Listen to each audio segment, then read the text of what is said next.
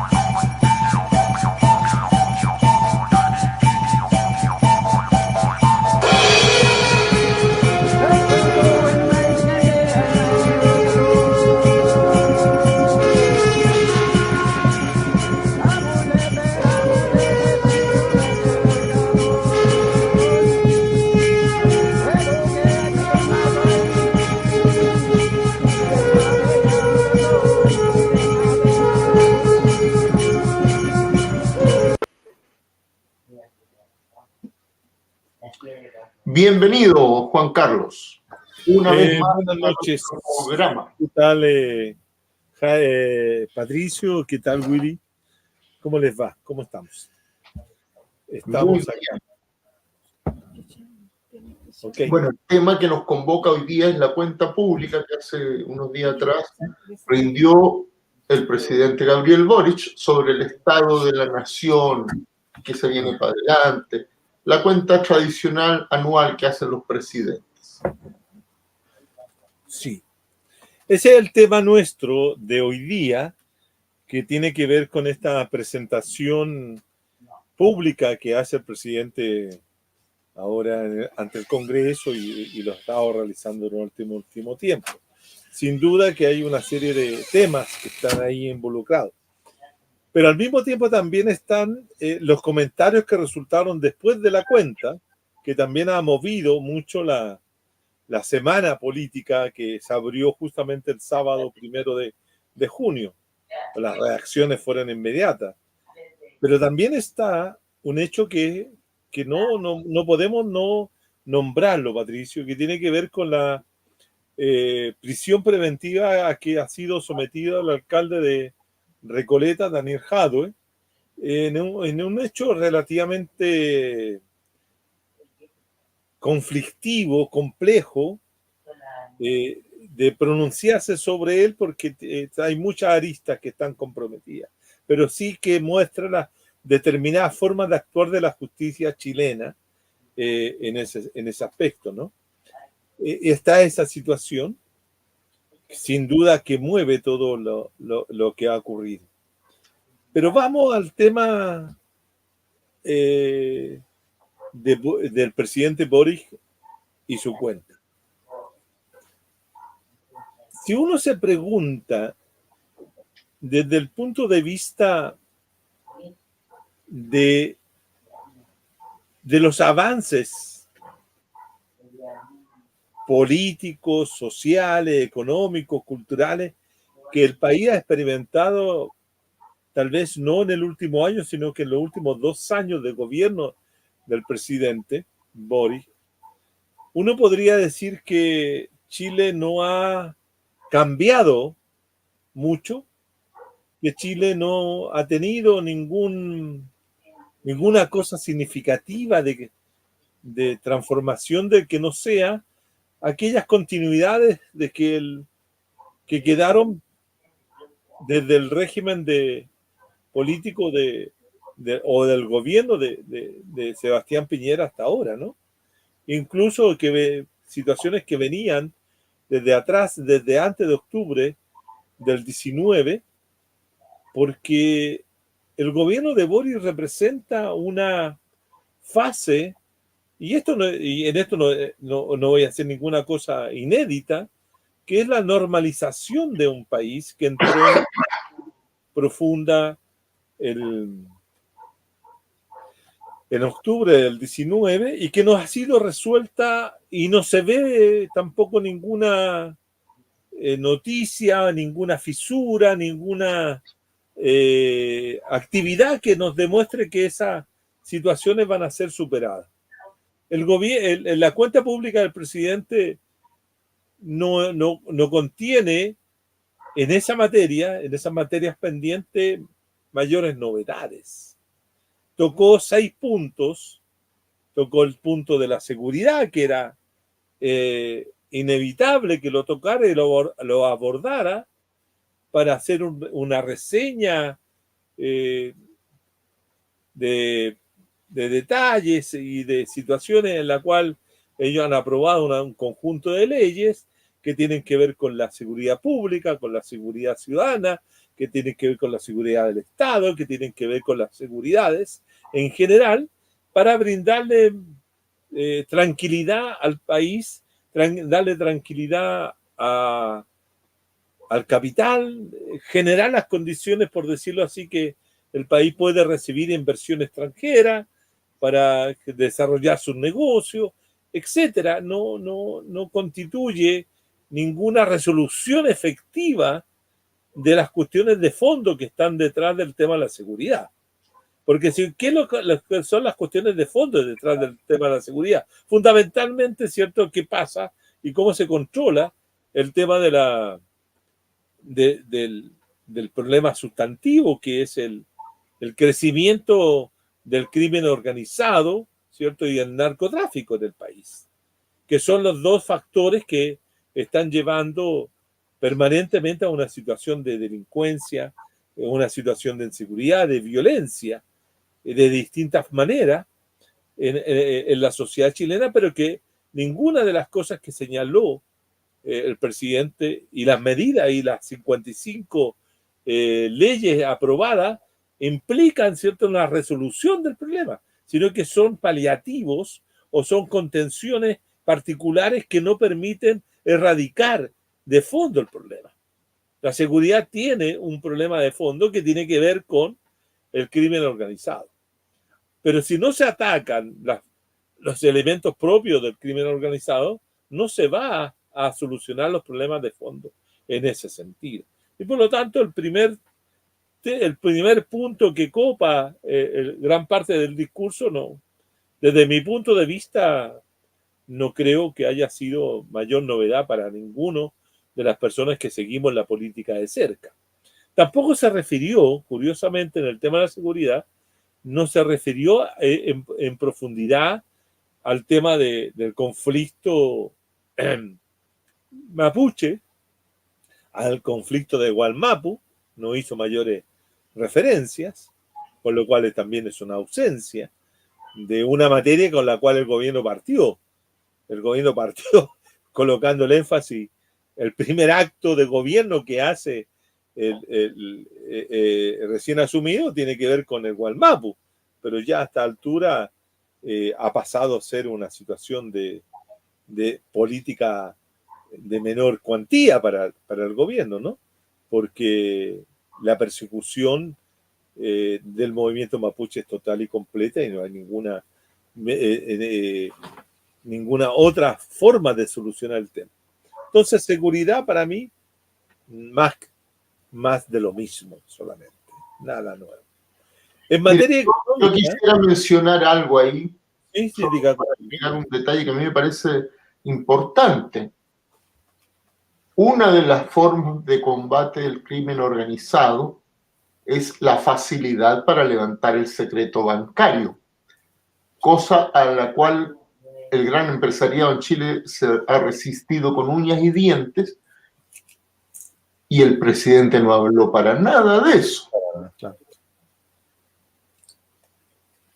Claro, ese es un tema que tiene una arista, Patricio, que es bien importante, como bien señalas tú, porque cuando se habla del secreto bancario, indudablemente que no solamente tiene que ver con el crimen organizado, sino tiene que ver con los distintos actos de corrupción en la cual se ven envueltos también los empresarios y se ven envueltos mucha gente que está vinculada con esas actividades, no necesariamente directamente del crimen organizado con el narcotráfico, sino de otras materias.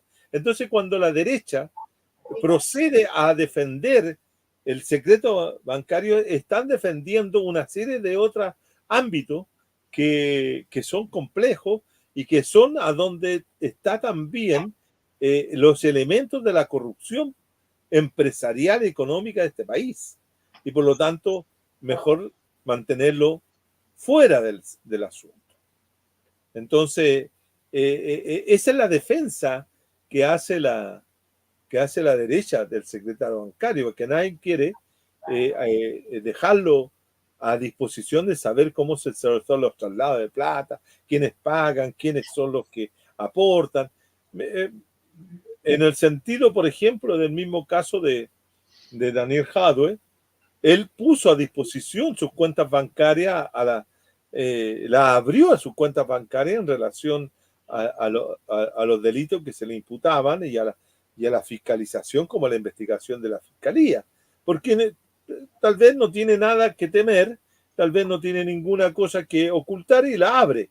Pero el resto de la clase política, el resto de la gran mayoría del empresariado no se pronuncia sobre aquello. Quieren mantener en silencio todo, son enjuagues que tienen que ver y que están ocultos detrás del secreto bancario. En ese sentido, yo creo que el presidente tampoco lo menciona, tampoco se pronuncia, tal vez porque no es prioridad para ellos hacerlo. Eso está claro. En términos de la materia económica, el tema central del gobierno ha sido, no es que tenga una mala gestión económica, y cuando digo no es que no tenga una mala gestión económica, y sé que me voy a meter en un terreno que tú manejas mejor, pero lo estoy diciendo en el siguiente plano, porque yo creo que el ministro de Hacienda es un ministro muy eficiente para proteger al capital. Y en ese sentido, la gestión del ministro de Hacienda es óptima para el capitalismo. Aunque se quejan, aunque se molestan, aunque siempre están en descontento, pero ellos no pueden, gran empresariado, el gran capital, no puede quejarse de que lo que el gobierno ha realizado en estos dos últimos años ha sido decirle nosotros les vamos a proteger sus inversiones, les vamos a dar posibilidades para que amplíen sus inversiones, les vamos a entregar algunas cosas también para que ustedes puedan desenvolverse sin mayores problemas, vamos a tener controlado o contenido las peticiones de los trabajadores. Sí, voy a mirar y voy a tratar de ver si podemos mejorar X cosas, pero que no afecten su situación. Entonces, en ese sentido, está bien. Ahora, la discusión en torno a la política fiscal, el pacto fiscal o lo que tenga que ver con una reforma fiscal para poder financiar algunos de los proyectos que este gobierno tenía, yo tengo la impresión de que el gobierno quiere conservar lo mejor de la economía, que siga creciendo a pasos lentos, que siga contenida la inflación, que mejore la inversión, que no necesariamente mejoren los salarios, los trabajadores. ¿Por qué? Porque quiere dejar, después de 4 años, ordenado también la casa en esa materia. Entonces tampoco entró mayormente en conflicto con el empresariado, ¿no? Claro, le dio un gusto, por decirlo así, a la CUT al nombrar la negociación ramal, que es un tema que la CUT siempre ha planteado y que los distintos presidentes de la CUT han levantado ante el Estado, pero sabemos que año tras año que se levanta, siempre salen para atrás. O sea, no hay fuerza sindical, no hay fuerza política social de los trabajadores imponerla justamente a conseguirla. Así es. Ahora, es interesante que después de la cuenta presidencial, los más importantes representantes del gran empresariado salieron a respaldar a Gabriel Boric. Es que ese es el elemento central del consenso, si tú quieres, que requiere el empresariado sentirse seguro. Yo creo que el presidente dejó un mensaje de seguridad para el empresariado, para que éste podía desarrollar su negocio de manera muy tranquila, con seguridad, digamos, con la posibilidad de que la inversión llegue y no tenga problema para desenvolverse, que no vamos a entrar en un ciclo de protesta o de inestabilidad social, económica, política, que ponga en peligro la estabilidad económica que se ha logrado. Eso es lo que les permitió ser que los empresarios no hicieran una crítica feroz ni de ningún estilo contra el presidente. Todo lo contrario, bueno, sí, mire, no nos gusta esto de la negociación con los trabajadores en términos ramales, porque los que se van a ver afectados son más las empresas chicas, no, los grandes no. Fíjate que dijeron que los grandes no se sentían afectados, sino que los que se sienten afectados son más bien los chicos, etcétera. Pero hay tranquilidad económica, eso es lo que creo que deja claro que hay tranquilidad económica. Y después, cierto, el tema, por ejemplo, el presidente tampoco es capaz de tocar el tema de la famosa condonación del CAE. ¿Ya? Eso queda totalmente fuera. Dijo exactamente lo mismo que había dicho la ministra vocera de gobierno, Camila Vallejo, lo que han dicho todos los demás, de que esto va a ser una solución justa e integral, pero que va a haber condonación y que no va a haber condonación, es que tal vez sí, tal vez no, una incertidumbre total en esa materia. Porque hay que decir que, a pesar de que era un punto central en el programa o las expectativas que llevaron a Gabriel Boric a la presidencia, que recordar que él surgió desde ese movimiento estudiantil del 2011, que ponía el CAE como en el centro de sus protestas, no se han tomado medidas prácticas y el gobierno está dividido al respecto. Es que yo tengo la impresión, Patricio, que estamos que tenemos que acostumbrarnos a una cuestión que yo siempre la digo cuando trato de explicar esta situación. Una cosa es con qué yo gano, cuál es el programa con qué gano una elección, y después el programa con qué gobierno. Son dos cosas distintas. Yo para ganar puedo prometer el oro y el moro, si tú quieres, prometer X cosas, para ganar, porque quiero conseguir apoyo. Pero después tengo que ver si esas promesas de campaña, lo que yo planteé que iba a realizar, las puedo llevar a cabo o no. Y si quiero llevarlas a cabo o no, no solo si puedo. No, si puedo y también si quiero. Tienes toda la razón. Pero yo tengo la impresión de que hay cosas que las campañas políticas prometen y después las circunstancias de gobierno, las circunstancias y las coyunturas en las cuales se va a desenvolver el gobierno condicionan lo que voy a hacer. Y en este caso tengo la impresión de que el caso valga la redundancia, el caso del CAE se ubica dentro de esa situación.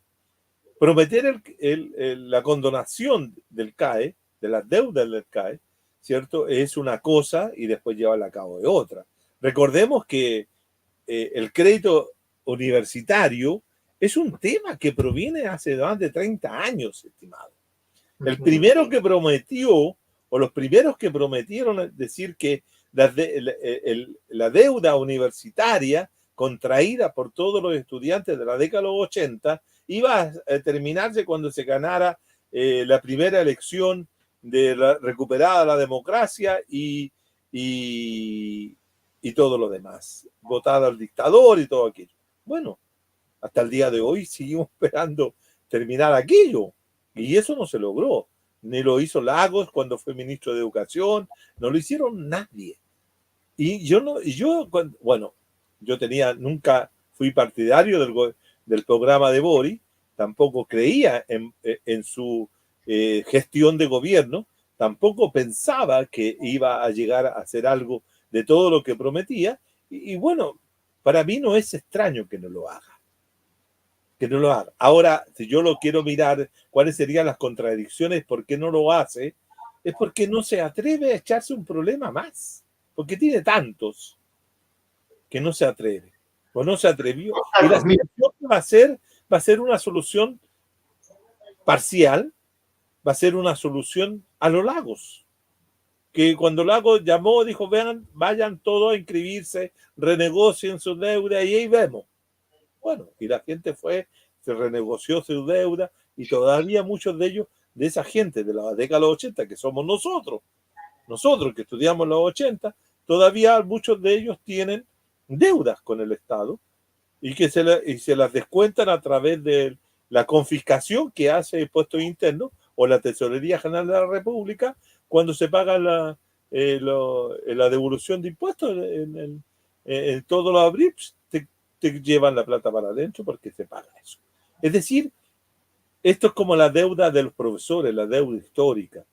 Van a pasar años y tras años y nunca se va a dar una solución completa. Así como van pasando los años, quedan menos profesores. Quedan menos estudiantes que deben. Es decir, es una situación ahora que todo lo demás lo recubran con una cuestión de carácter moral y todo lo demás. Eso es para la farándula política. No, es que borrar el CAE sería inmoral. Claro, pero entonces no era inmoral. Es que ahí donde está el punto. El punto está, para hacerlo en un análisis. Si tú afectas a la ISAPRES, dejándolas caer, si tú afectas a la AFP, dejándolas caer, si tú afectas a los bancos dejándolos caer, tú estás afectando tres pilares fundamentales, si tú quieres, de lo que es el sistema o la forma de acumulación financiera mercantil que tiene este sistema y cómo se desenvuelve. Por lo tanto, tú no puedes dejar caer eso. Y tú tienes que buscar mecanismos para que se salven y se proteja esa situación. Eso es comilla, eso es un gobierno responsable con el capital. Y este gobierno es como así lo fue Pinochet con el capital bancario, así como lo es Boris con el capital de la salud, así como es el gobierno y los parlamentarios que protegen a la ISAPRES con el capital financiero que está ahí.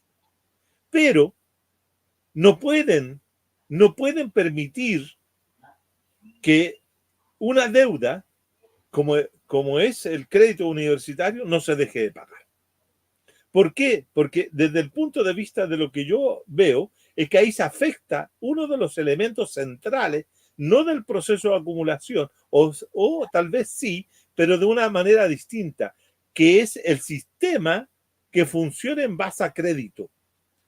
El crédito es un mecanismo de confianza que se establece entre el que compra y el que te entrega la mercancía, que te dice, bueno, yo te voy a decirlo en términos del espacio poblacional, te voy a fiar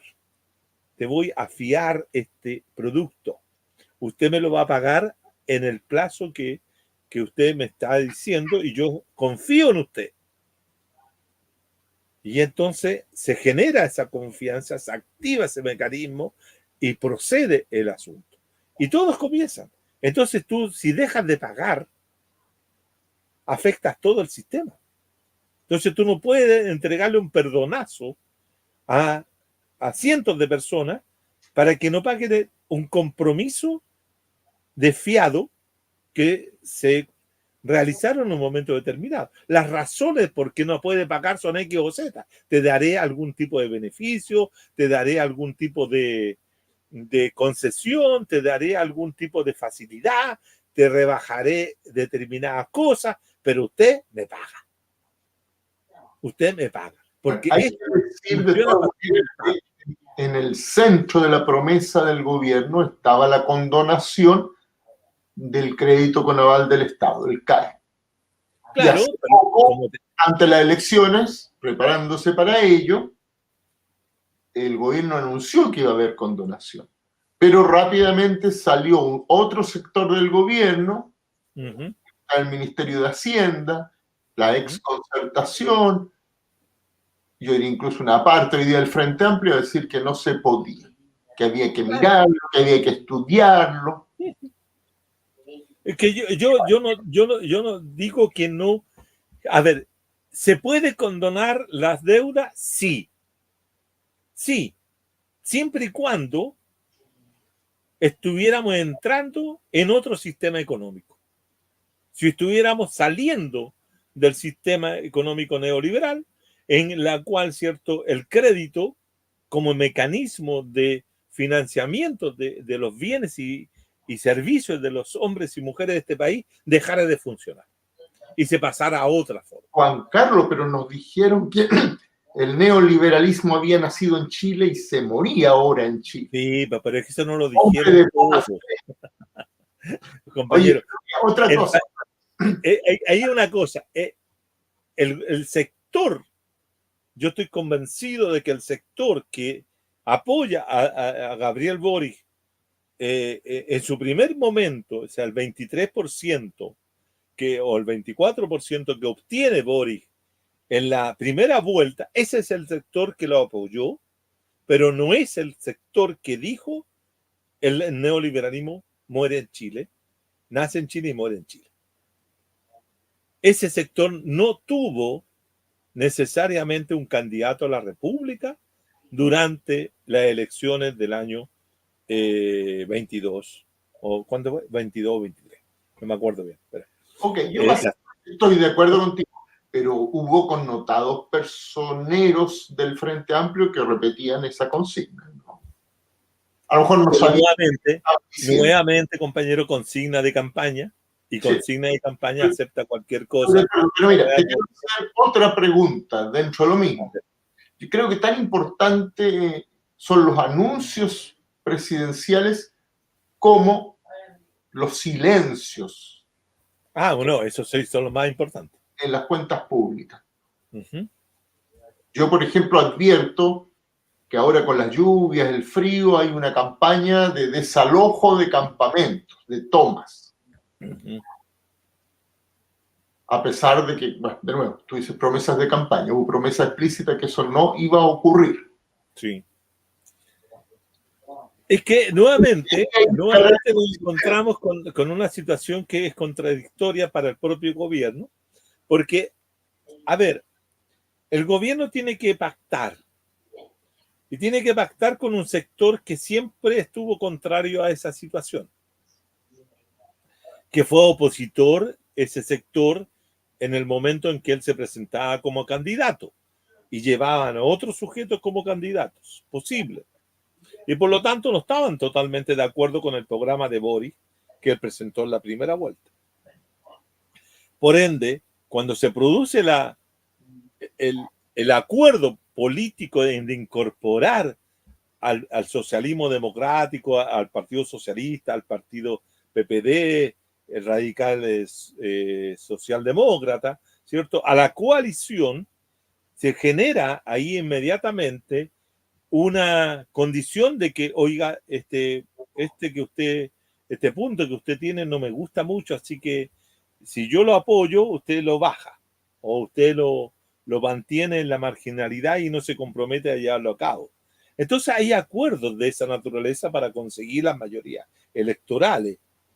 Entonces, en ese aspecto, yo tengo la impresión de que cuando yo recuerdo perfectamente a Boric diciendo, ante una pregunta de una periodista o un periodista sobre el tema de los desalojos, decir que él siempre iba a negociar, que iba a dialogar, que no iba a desalojar nada. Que no iba a desalojar a nadie sin que el Ministerio de la Vivienda les diera una solución habitacional. Una solución habitacional. Y eso no lo ha hecho. No solo eso, este Ministerio de Vivienda no lo ha hecho, Patricio, y eso muestra monta la cabeza, engañó a los pobladores de la toma 17 de mayo abiertamente, les prometió algo y no pasó nada, y los desalojaron.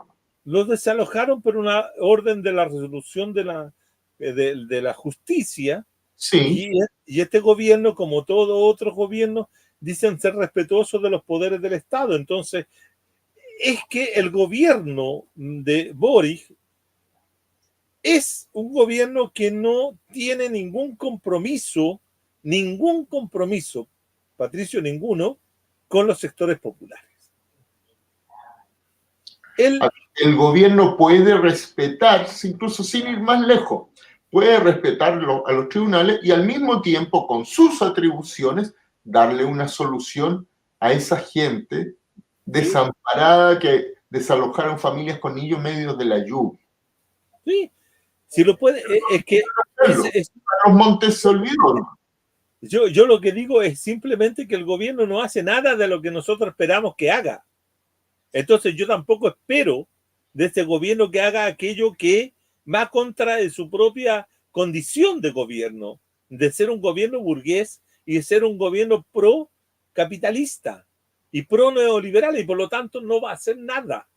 Nosotros le podemos decir un montón de cosas y no lo va a hacer. Y si uno le hace un mapeo o lo hace una lista de chicken list de cuáles son las cosas que prometió y cuáles son las cosas que ha cumplido en favor de los sectores populares, no lo hay, porque no es un gobierno popular. Nunca lo fue y nunca lo ha sido y no lo será. No es un gobierno que se ha pensado por los sectores populares. Y por lo tanto, por esa razón, por esa forma de operar, no tiene ningún compromiso con el mundo popular. Para nada. En absoluto. Esperar algo distinto de este gobierno en esa materia es esperar, no sé, que exista vida en Marte, pues, estimado. Que sabemos que ya no hay. Sí, bueno, me temo que muchos sectores populares fueron, sobre todo sus dirigencias, fueron cooptados por el gobierno. Yo tengo la impresión de que el mundo popular respondió a una campaña fomentada y desarrollada fundamentalmente a través de lo que fue el Partido Comunista. Si hay alguien responsable de que la gente popular votara por Boric, es el Partido Comunista, en el sentido que agitó, levantó y proyectó que si ganaba José Antonio Kast, el problema sería mucho más terrible. Grave, terrible, fascismo. Sería mucho más dramático, etcétera. Entonces, si hay un sector, y yo te lo puedo decir porque yo vivo en un sector popular, y los sectores populares seguían esa lógica de que había que evitar que ganara Kast porque era más terrible que Boric. Y por lo tanto... La lógica del mal menor. Pero yo creo... El Frente Amplio logra tener... el Frente Amplio logra, y Boric logra tener una mayoría popular en los espacios gracias a esa campaña. Pero los mismos sectores populares tenían claro, y la tenían clara desde siempre, de que Boric no era el que iba a gobernar en su nombre y que no lo iba a favorecer. Yo tengo un escrito que hice muy temprano en la época de que asumía Boric, cuál era el talón de Aquiles de Boric, del gobierno. Y justamente el talón de Aquiles de Boric son los sectores populares, porque los sectores populares no le... Bueno, vimos recién allá en el norte que le fueron a funarlo a través de gritos de Merluzo y todo lo demás, porque los sectores populares no lo quieren, o no lo siguen, o no lo apoyan. O no le creen. O no les cree simplemente. Ahora, el problema sustantivo es peor, porque la pregunta es, ¿a quién le van a creer los sectores populares si todos los gobiernos, desde el Patricio Aylwin hasta el señor Boric, sacando los dos gobiernos de Piñera, siempre le hablaron a los sectores populares y nunca le cumplieron a los sectores populares. Entonces los sectores populares, ¿por qué van a tener que seguir creyendo en esa gente? Después, ¿y por qué van a esperar algo distinto? Vamos a hallar sorpresas desagradables cuando voten republicanos, Partido de la Gente o cualquier populismo de extrema derecha. Pero yo quisiera avanzar en un punto en el tema que tiene que ver con los dos anuncios finales del presidente, que tiene que ver con el famoso anuncio sobre discusión de la ley del aborto o de una ley de aborto y de la eutanasia. Yo tengo la impresión que Boric o el gobierno, no sé si tienen cabal comprensión de lo que es la sociedad chilena o no.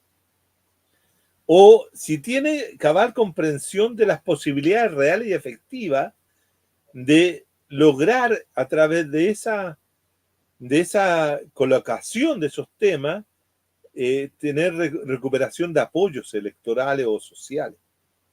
Porque indudablemente que el tema de eutanasia es un tema que genera controversia y que muchos chilenos y chilenas estarían dispuestos a aceptar.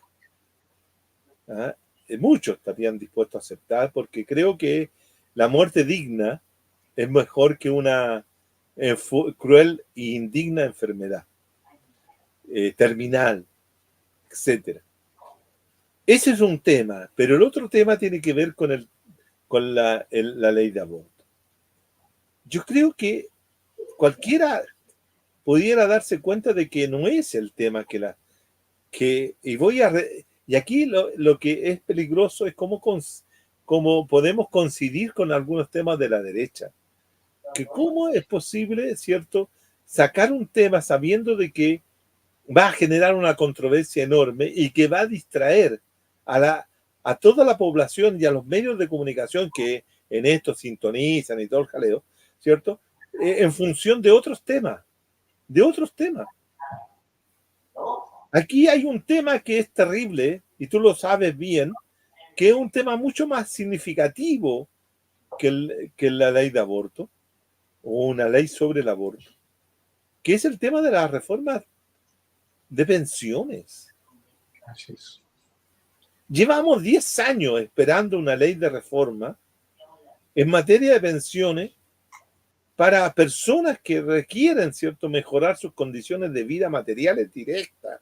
Mira, al respecto, hay que decir que si las pensiones en general son miserables, para las mujeres son particularmente dañinas.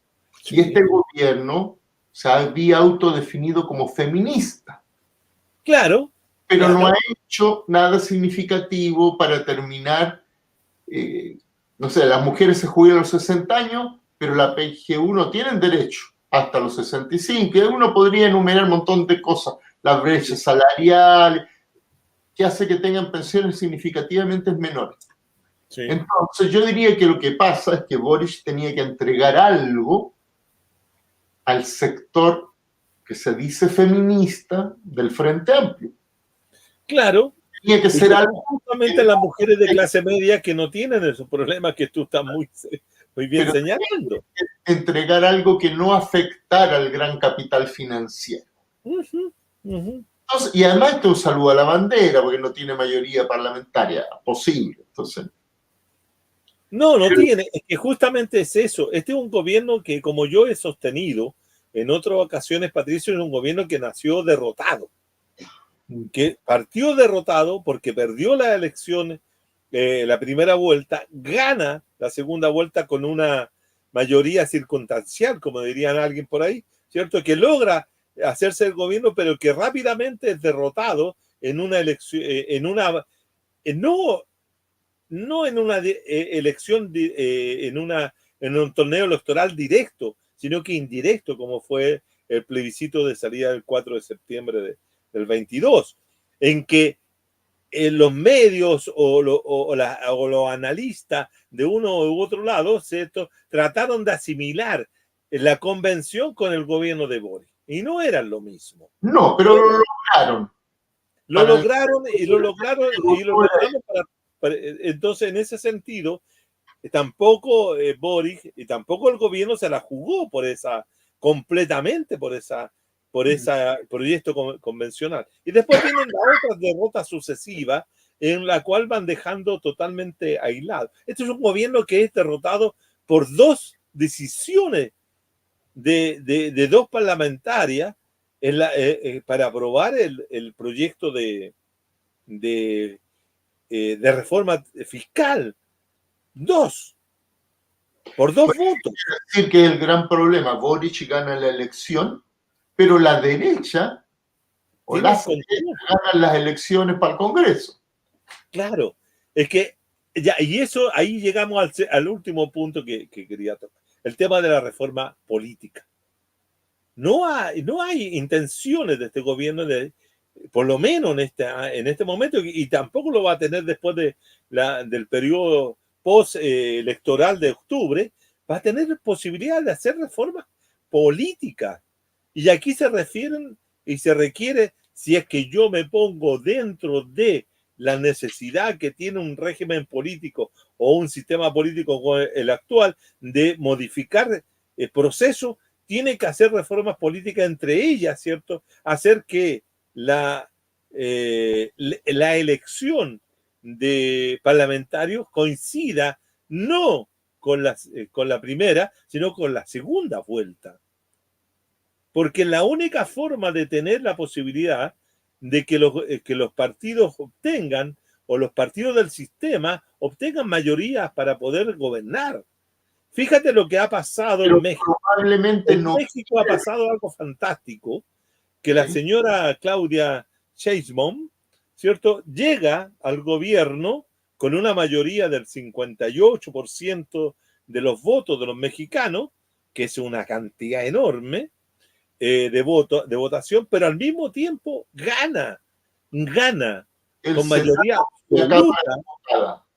Gana con mayoría absoluta lo que es el Congreso Nacional Mexicano, con lo cual le va a permitir a ella llevar a cabo con mejores facilidades incluso que el AMLO, que Andrés Manuel López Obrador, la primera gestión de gobierno, porque va a tener apoyos electorales. Si tú no tienes apoyo electoral en un régimen como este, no tienes apoyo parlamentario en un régimen presidenciales como este, tú no puedes hacer nada. Y por lo tanto, una de las primeras modificaciones que habría que pensar, hacemos primeras vueltas iniciales de presidente y vamos a segundas vueltas presidenciales con elección parlamentaria. Porque... Pero yo diría que esto todavía somos tributarios de Jaime Guzmán. Y queremos, o quieren más bien, las élites dominantes, asegurar que nunca va a existir el peligro de que llegue a ganar de verdad un presidente de izquierda y que además tenga mayoría parlamentaria. Ah, bueno, sí. Pero el tema central es que yo creo que ahí se ahogan en un vaso de agua, porque además esa premisa que tú me señalas ha resultado hasta ahora, con dolor de mi alma lo voy a decir, porque no, bueno, nosotros no tenemos alma, pero con dolor de mi corazón, por decirlo de alguna forma, es que no hay izquierda. Entonces, ¿cuál es el peligro, estimado? Ahora, es una de las cosas interesantes. A Boris se le transforma en un monstruo de izquierda, no siéndolo. Sí. No lo es. Es decir, se han construido un mono de paja para desacreditar a la izquierda, diciendo que el señor Boris y su gobierno es de izquierda. No de izquierda, de extrema izquierda, decía un connotado periodista. Sí, ahora los republicanos dicen cada cosa con respecto y lo otro. Hoy día analizaba yo una situación en la cual, más allá de lo bien o mal que lo ha hecho Boris, o de lo pésimo que lo ha hecho, qué sé yo, pero si uno lo mira, dice, oiga, ¿por qué le tienen tanta mala? ¿Por qué esta campaña de descrédito por parte de algunos sectores de la derecha extrema, de la derecha comillas, cierto, liberal, de la derecha de centro. ¿Por qué? ¿Cuál es la razón que le tengan tanta mala? ¿Por qué? Porque temen que Boris pueda abrirle la puerta a una persona de izquierda real. Y uno se piensa a preguntar, ¿cuál es la izquierda real? O sea, uno podría presumir que esta intencionalidad y esta intención, mejor dicho, más que intencionalidad, esta intención real, efectiva de sacar a Daniel Jadwe y meterlo a la cárcel, es porque quieren torpedear la posibilidad de que él sea candidato presidencial de la izquierda. Entonces uno empieza a preguntarse, ¿cuál es el temor de todo esto? No queda claro. Hay que sentar al país en un sillón de Freud y tratar de investigar qué cresta le pasa a este país o a la gente o a los actores políticos que tienen tanto temor a un gobierno. El gran empresariado, la derecha, en general las élites, todavía están con el trauma de la unidad popular cuando sí estuvieron a punto de perderlo todo. Sí, pero dime también, Patricio, ¿no hay también que la extrema derecha, el empresariado, los medios de comunicación, no se juntan y no se unen con los sectores también de izquierdas que tienen una campaña contra el gobierno de Boris totalmente, por otras razones, pero también descalificadora, ofensiva, destructora? Entonces uno dice, bueno, ¿qué hay en eso? En política, en la ciencia política, que es donde yo me muevo, hay analistas que hablan de que hay una oposición leal y una oposición desleal. Y yo tengo la impresión de que en Chile hay dos oposiciones desleales. Que una es la oposición de derecha, extrema y todo lo demás, y también está la izquierda, que es la que permanentemente está atacando a Boris por diferentes razones y al gobierno, que pueden ser justas. Desde el punto de vista uno podría ser, pero son desleales porque no lo dejan gobernar. Y está la otra, que es la leal, que es una minoría, que no logra, ¿cierto? Al final esa leal tiene que ceder frente a las presiones que le hace la derecha. Y en realidad se llama leal, aunque suene más bonito que desleal, porque lo que ellos quieren es garantizar la gobernabilidad. Quieren que las instituciones funcionen, como decía un antiguo presidente. Sí, es que yo tengo la impresión de que el tema central es que no solo el tema de lo que tú decías con respecto a la situación vivida con la Unidad Popular, si yo creo que están tremendamente marcados a fuego con lo que ocurrió en octubre del 19. Yo creo que ahí hay un terror entalado en las derechas y en los centros políticos de este país profundo. No quieren volver a ver más de repente cae un rayo que ellos no se esperaban. Es que eso, lo que yo tengo la impresión de eso, que hay un temor enorme. Y el otro temor de la otra población, esa es la población activa, la población pasiva, es que no le cambian nada porque no quieren cambiar nada. Entonces, este es un país que tiene una situación que es claramente disonante con todo. Disonante, porque no tiene claridad hacia para dónde quiere ir. Es una cosa que llama la atención, porque todos quieren cuidar lo que tienen, es decir, todos quieren cuidar lo que se posee, todos se han vuelto unos conservadores totales. Yo creo que esto es demasiado pesimista. ¿Yo? Toda sociedad de un viejo adagio marxista por Carlos Marx, Ajá. La ideología dominante es la ideología de la clase dominante. Claro. Y sin embargo, de todo, hay revoluciones, hay protestas. Bueno, pero yo que dure siempre, Juan Carlos. No, yo estoy de acuerdo contigo en eso. Lo voy a interrumpir porque es hora de que terminemos esta conversación. Y voy a terminar con este. Yo lo único que espero antes de que pueda dejar este mundo es que pueda contemplar esa revolución que tú me diste, compañero. No quiero morirme sin ver la revolución y sin ser partícipe, aunque sea viejo, de la revolución. ¿Me entiendes? Disculpe. No es que no sea pesimista, estoy viendo que no encontramos los instrumentos para construir la salida de esta situación de vida que hoy día tenemos. Ok. Muchas gracias a todos nuestros auditores, seguidores, por haber llegado hasta el final de nuestro programa hoy día. Muchas gracias a don Juan Carlos Gómez Leighton, que nos ha traído su sapiencia una vez más. Y nos veremos en el próximo programa. Estimado, muchas gracias por la invitación y estamos comunicando y viéndonos en el próximo programa. Y saludo a todos. Buenas noches y un buen dormir. Buenas noches, amigo. Buenas noches.